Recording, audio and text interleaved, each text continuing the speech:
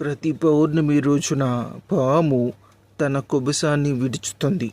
అయినప్పటికీ కూడా అది తన అహంకారాన్ని వదలకుండా బుసలు కొడుతూ ఉంటుంది. అలాగే మనిషి తన తప్పుల నుంచి గుణపాఠాలు నేర్చుకుంటాడు. అయినప్పటికీ కూడా నేర్చుకున్న దాని గురించి మర్చిపోయి జరిగిన అవమానాల గురించి ఆలోచిస్తూ ఉంటాడు. అప్పుడు అతనిలో క్రోధం మొదలవుతుంది. కానీ ఆ నేర్చుకున్న గుణపాఠాన్ని ఎప్పుడైతే అనుభవంలోకి తీసుకుని రావడం మొదలు పెడతాడో అప్పుడు అతను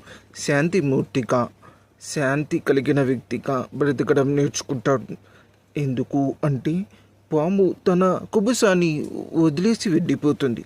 ఆ కుబుసం సంగతి పాము పట్టించుకోదు. అలాగే జరిగిన దానిలో నుంచి ఎంత మంచి ఉంది, ఇది మనకి ఎంత ఉపయోగపడుతుంది అని తెలుసుకొని ఆధ్యాత్మికతలో ముందుకు వెళ్ళాలని